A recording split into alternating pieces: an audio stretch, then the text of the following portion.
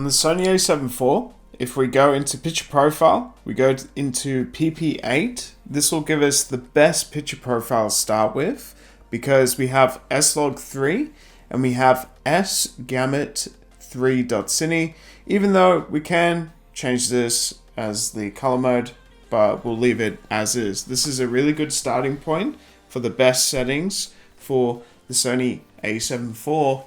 And if we go into our step-by-step settings, so we can go into this, and then we go into detail and sharpness if we can. There we go, so we've got detail, and you can actually adjust this level. So you want to keep it -7 minimum, because Sony cameras over-sharpen by default, so that's why we need to adjust this level.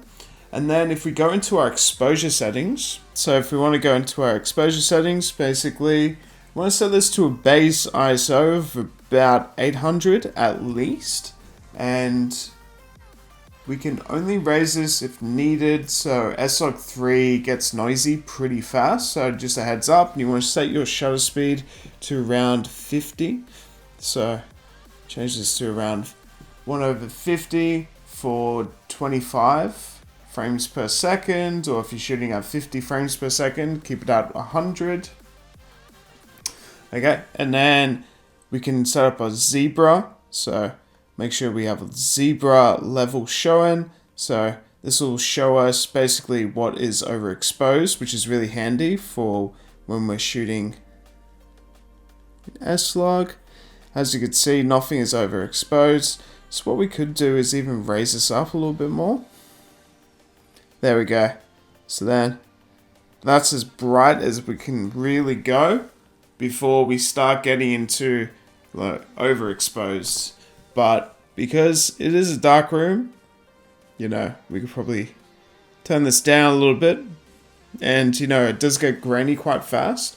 So nothing too crazy right there. You just want it sort of sitting in the middle there. And then you want to set your range to about 95, so make sure that you're getting the best settings over there as well. And then for your white balance, you can set this to auto white balance and get away with it, or you could have a custom white balance. So you could use daylight, or you could use cloudy or iridescent as well, or incandescent is what they call it, so depending on what color you want. And we don't recommend using auto white balance, of course. So you just want to keep it to one of these, so daylight, or if you want to use cloudy or iridescent, just choose which one looks the best for you. I reckon cloudy for now, that seems okay. Let's go into saturation. Let's leave that at actual 0, not too much. And then we want a color phase at 0, and then black level also at 0. We want pretty much everything set to 0, which is good. Keeps it that flat profile. Nothing is too effective, which is really good. And then we want the knee to be auto as well, which is good. That's perfect. And then this is pretty much it. So overall, we set this to PP8. So you got Log3 with the S-gamut3.cine. And then we want it overexposed a little bit by 1.3. So let's just quickly overexpose this just by a little bit.